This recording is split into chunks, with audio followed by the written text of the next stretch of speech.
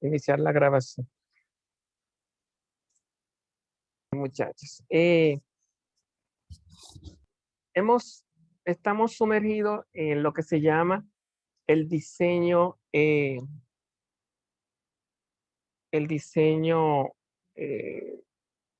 experimental y no experimental, el diseño que va a los hechos, y entre ellos se supone que hemos hablado del diseño experimental y se supone que estamos en el no experimental, que o mira en un solo golpe de tiempo o mides en distintos tiempos.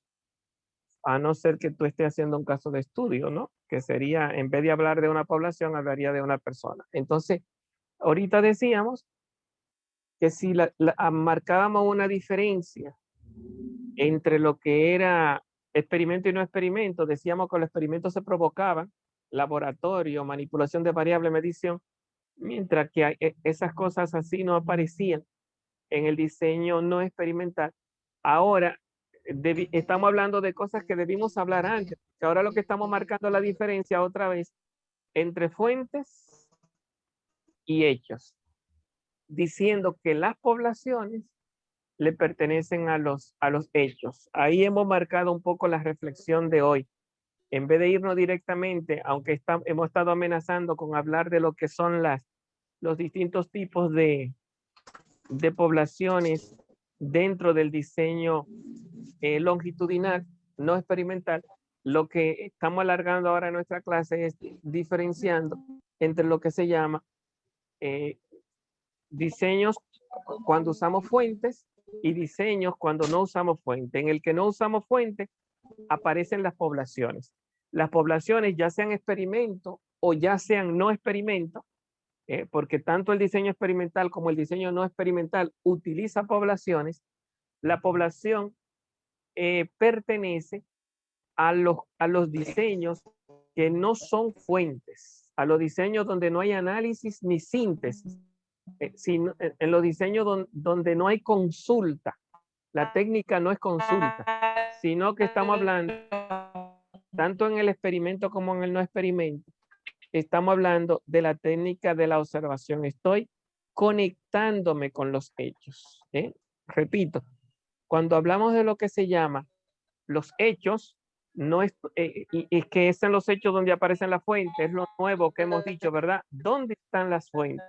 ¿Dónde está el universo? ¿Dónde está la muestra? Si oyen ese ruido, es curioso, porque yo le di a apagar aquí a todos los, a mutar aquí, mutar todos. Dice que los 22 participantes están mutados y como quiera entra ese de alguna persona.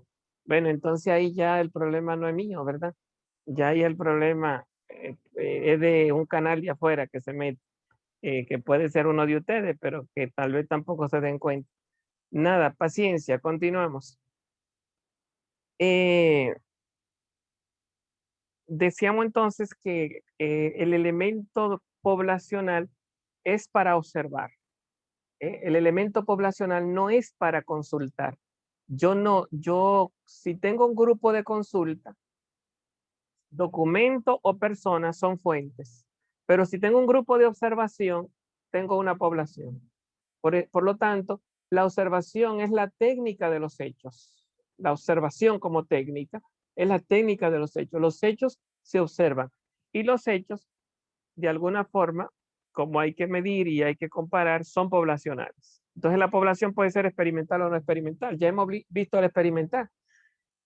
Y de acuerdo al comportamiento de la población, si tiene unidad, si se le ha puesto la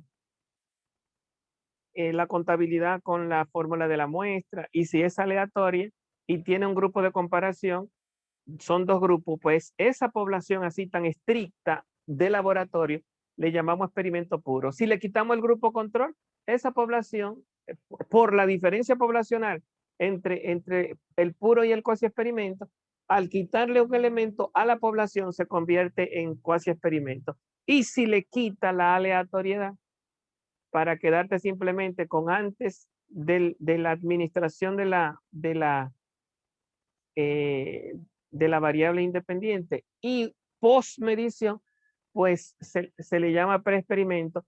El cómo tú tratas la población en el experimento, laboratorio, un grupo controlado, un grupo sin control y un grupo de administración.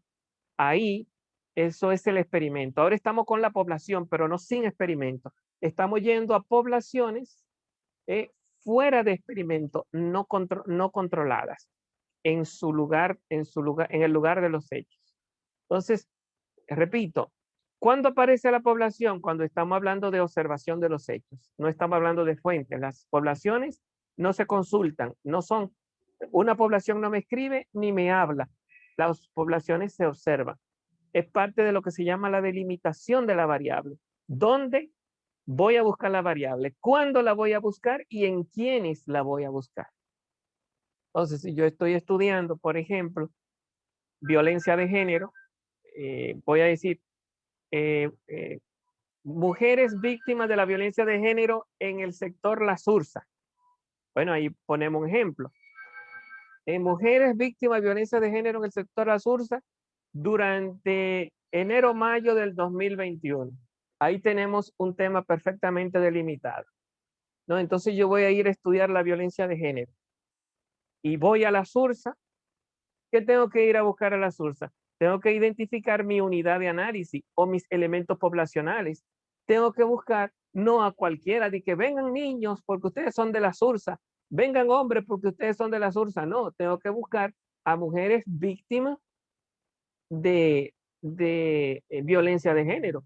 Entonces, tengo que buscar a esas mujeres. Por lo tanto, no todos los que están en La Sursa, por estar en La Sursa en enero-mayo del 2021, no todos son elementos de mi población, sino que es lo que se llaman elementos de la variable. Si tú fueras médico, los médicos hablan de que criterio de inclusión y criterio de exclusión. Este sí entra al grupo, no, este no entra. ¿Y por qué tú sacas a esta mujer? Bueno, porque no sufre violencia de género. Ah, pero aquella sufre violencia de género, sí, pero no está en la edad que yo estoy buscando, porque mi trabajo dice de tanto a tantos años. Por ejemplo, el hecho es que de alguna forma tú tienes que buscar aquellos elementos que cumplan con las condiciones de tu estudio, donde tú puedas observar tu variable de estudio, lo que tú estás estudiando.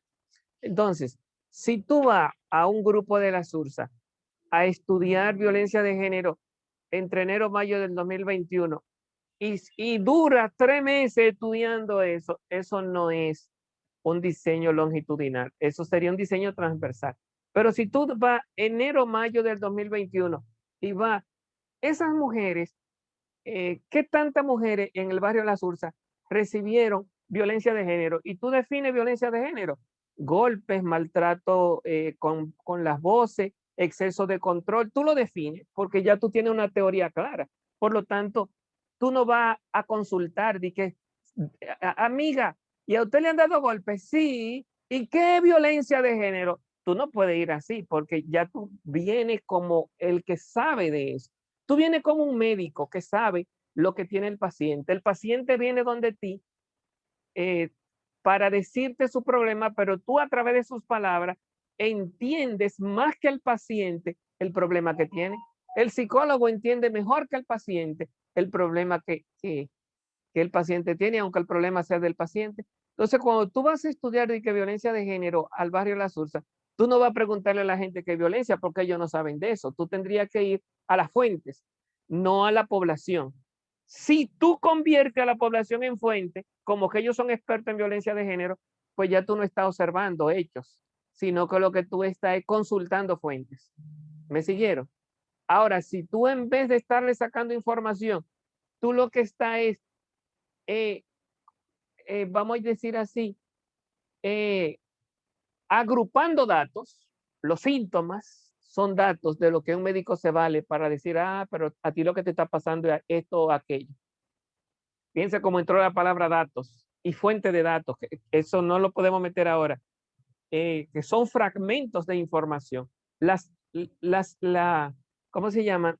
Las poblaciones no tienen informaciones. Quien construye la información con los fragmentos de información es el investigador. Entonces tú vas a un grupo poblacional y digamos que en el barrio La Sursa tú quieres investigar la violencia de género. Bueno, entonces, ¿cómo tú localizas lo que se llama en el barrio La Sursa? ¿Cuál es el nivel de violencia de género que hay? Va a ser muy difícil que tú busques y digas, eh, solo entran las mujeres que sufren de violencia de género. Realmente tú en una investigación así, tú tienes que consultar a todas las mujeres posibles. Para eso tú buscas una muestra y tienes que sacar un porcentaje primero que diga, por ejemplo, el 20% de las mujeres sufre de violencia de género o el 30% no sufre, algo así. Identificarlo. Entonces, para tú tener una muestra de todas las mujeres de la SURSA, ¿qué tiene que hacer? Bueno, hablamos un poco cuando hablábamos del experimento puro, que existe la fórmula de la muestra, que también se aplica aquí, y existe la aleatoriedad. Existen unas tablas, unos mecanismos de selección de quiénes tienen que entrar y cuántos tienen que entrar. ¿Quiénes? Lo dice la aleatoriedad. ¿Cuántos? Lo dice la fórmula de la muestra.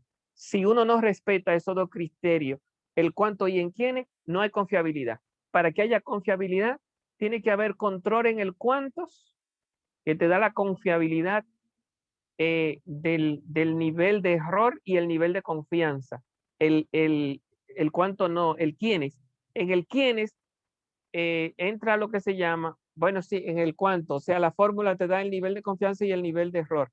Y en quiénes pueden entrar, entra también la confiabilidad. Bueno, no sé, técnicamente hablando, cómo se le llama el tipo de confiabilidad cuando se habla del en quiénes, pero lógicamente que se habla de que se eliminan las variables intervinientes para hablar solamente de las personas que a ti te interesan. Ahora, una vez tú tienes tu grupo poblacional, vamos a poner un ejemplo, porque estoy queriendo explicar la diferencia entre un diseño longitudinal y otro, pero por eso estoy en el ejemplo, porque eso se explica con ejemplo. Entonces, si en el barrio La Sursa, para hacer un diseño longitudinal, yo voy en el primer mes y y saco unas informaciones y digo, el 20% de las mujeres fue de violencia por golpe, el 30% por causa del alcohol y el 5% por, qué sé yo. Sabiendo lo que estoy buscando, identifico el problema.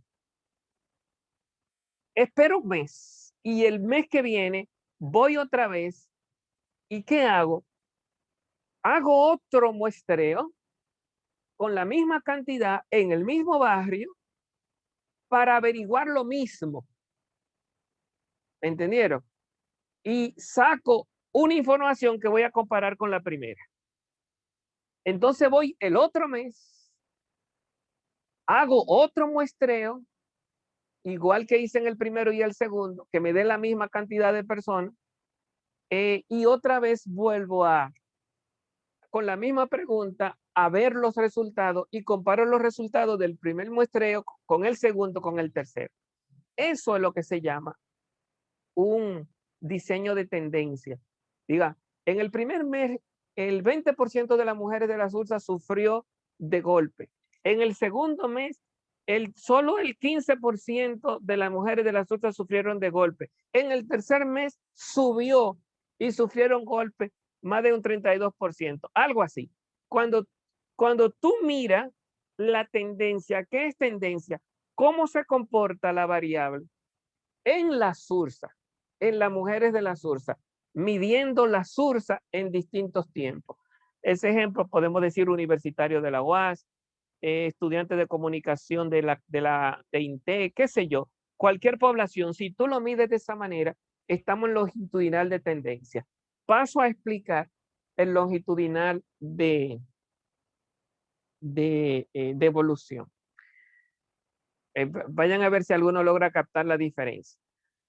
Voy a la SURSA a estudiar violencia de género y hago un muestreo y me sale que me dice el libro que de 7,000 mujeres que hay en la SURSA, la población mínima con un nivel mínimo de error de 0.5% tiene que ser de 156 mujeres mínimo, que si tú me bajas de ahí, la fórmula no va a ser, el error va a aumentar. En vez de ser 5, se irá a 6 y ya no tendrá el nivel de cientificidad que yo quiero. Bueno, entonces digamos que yo hago la aleatoriedad, donde todas las mujeres tengan la misma posibilidad de ser elegidas, hago mi tómbola o mi aleatorización con una cantidad dada por la muestra y busco un grupo. Traten de seguirme. Digamos que ya tengo, ya yo sé dónde ir a encontrar a esas 152 mujeres y voy a cada una de ellas, no a la que yo quiero, sino a la que me tiró me tiró la tómbola o me tiró el proceso el mecanismo de aleatorización. Hay a la que vive allá abajo de la loma, la que vive en la casa amarilla, la que se llama fulana, todas tienen que haber tenido la misma oportunidad de haber sido elegidas. Ok, tengo el grupo, la muestra. ¿Qué voy a hacer? Pasa un mes. Cuando yo vuelvo al mes siguiente, ¿qué yo voy a hacer? Yo no voy a hacer lo que hice la primera vez, de que hacer otro muestreo, a ver la misma cantidad de mujeres. No, yo no voy a hacer eso. ¿Qué yo voy a hacer? Voy a ir donde la misma mujer que yo fui en el primer muestreo. ¿Marcan la diferencia? Eso es lo que se llama por evolución. ¿Cómo ha evolucionado la violencia en el mismo grupo en distintos tiempos? Por eso se llama devolución. Entonces no veo cómo se comporta la variable en la SURSA, sino cómo se comporta la variable en el mismo grupo, en el grupo que yo elegí en la primera muestra. Entonces, esas 152 que cogí en la primera, en el segundo mes, no busco cualquier otra 152, sino que voy a esa misma. Y en el tercer momento, voy a esa misma. ¿Qué puede pasar? Que se hayan perdido algunas mujeres, porque algunas se hayan mudado del barrio en ese tiempo. Lo que yo no puedo hacer es que entren nuevas. Entonces la población pierde en cantidad, pero permanece en evolutividad. No, no, no, no. ¿Cómo se comporta la violencia en el mismo grupo de mujeres? Cuando hablamos de evolución, cuando estoy consultando el mismo grupo poblacional. Eso es discutible, ¿verdad? Porque el libro dice mismo grupo poblacional, la SURSA, y yo aquí estoy diciendo mismo grupo poblacional, las mismas mujeres que trabajan en el primer grupo, es la que trabaja en el segundo momento. Entonces, la población es la misma a nivel de persona en la evolución y la población es la misma a nivel de sector, de barrio, de universidad en la tendencia. Ok, voy ahora a explico el tercero, la población panel. Ya cuando hablamos de una población panel en el grupo, en el diseño longitudinal, eh, tengo que consultar el mismo grupo como como en el caso como en el caso de evolución, sin que nadie salga ni nadie entre. En el de evolución salen personas, pero en el grupo panel tengo que, tengo que impedir que salgan personas. Tienen que ser, tienen que ser los mismos grupos y darle siempre el mismo tratamiento. Entonces, cuando yo vuelvo al barrio, busco la misma persona y si alguna persona se han ido del barrio, la busco. Porque lo que yo estoy estudiando es la violencia en ese grupo, independientemente de que permanezca o no permanezca en el sector. En ese sentido, se me convierte lo que se llama en un grupo panel, como que hay un panel, es un grupo de disertantes que todos hablan de lo mismo y todos tienen la oportunidad de hablar. Ese todo, tal vez lo que se salva, donde no se salga uno, sino que los tres, en tres momentos diferentes, yo consulté la misma, observé, porque la consulta, yo no estoy de frente a fuente, estoy de frente a hecho, observé las mismas variables. Claro que yo, como sé lo que estoy buscando, yo voy con preguntas donde yo pueda esclarecer. Ya otra cosa sería el arte de hacer esa pregunta. porque el arte de hacer esa pregunta sería cuestión de descomponerla en preguntas pequeñas, que a eso se le llama en metodología eh, eh, operacionalización de la variable. Cómo hacer medible lo que se llama la variable con el recogimiento de datos y convertir esos datos en mi variable de estudio. Cómo convertir la variable en indicadores, en ítem, en pregunta, y cómo convertir esa respuesta a esos ítems, convertirlo en dimensiones que se me van a convertir en la variable. Ese proceso se llama operacionalización de la variable. Son muchas las cositas en metodología, ¿verdad? Cuando tú tienes tu instrumento para hacer preguntas elaboradas, hay que ver si hubo una adecuada operacionalización de la variable. Si lo que tú estás investigando realmente es lo que tú estás recogiendo. Es válido el instrumento en esa descomposición de información que tú tienes en la mente para los fragmentos de información que tú recoges, convertirlo en la información que tú buscas y dar una respuesta final a lo que tú estás buscando. Bueno, entonces ese proceso, repetimos, de alguna forma de ir a los hechos, no estamos de frente a la fuente, tú estás observando lo que le está pasando a esas mujeres no te están informando, si te están informando son informaciones fragmentadas, tú no te estás formando con esas mujeres, aprendiendo lo que es violencia de género, tú lo que estás es observando lo que está pasando. Entonces son fragmentos de informaciones, no son informaciones, una información te la da una fuente. De tal manera que cuando tú hagas tu tesis, tú no puedes decir las fuentes que me ayudaron a hacer esta tesis, poner a esas mujeres, fulana de tal, no son fuentes, no te dieron ideas para tú hacer la tesis. Más bien fueron unidades de análisis, elementos de observación. Fueron como pacientes ante un médico o paciente ante un psicólogo. No fueron maestros, porque una fuente es un maestro, un profesor es una fuente, un médico es una fuente, un libro es una fuente. Te está hablando porque tú no sabes, tú quieres saber. Entonces, cuando tú quieres saber porque tú no sabes, porque quieres aprender, estamos hablando de un método cualitativo. Tú estás consultando, analizando y sintetizando para entender, para aprender, para formarte. Estamos hablando de un método cualitativo. Tus preguntas son abiertas. Pero cuando tú sabes lo que tú quieres, o sea, que tú vienes como un médico a ver el problema, o viene como un psicólogo a ver el problema, o viene como un investigador a estudiar violencia de género, que tú no vienes a entender, sino a ver, no viene a formarte, sino a descubrir qué tanto se da el problema, a medirlo. En ese sentido, tú no vienes a formarte, tú vienes a observar, a controlar. Entonces, tú no vienes con un enfoque cualitativo a aprender del que sabe. No, tú vienes con un enfoque cuantitativo a medir lo que tú ves, a medir lo que tú ves. El enfoque cuantitativo es aquel que mide, pero quien mide es el que sabe. El enfoque cualitativo es aquel que aprende. ¿Por qué? Porque no sabe. Por lo menos sabe lo que no sabe. Yo no sé sobre bicicleta y quiero aprender sobre bicicleta. Déjame ir a preguntarle a lo que saben sobre bicicleta. Tú sabes que no sabe, pero sabe lo que quiere saber porque no sabe sobre lo que quiere saber.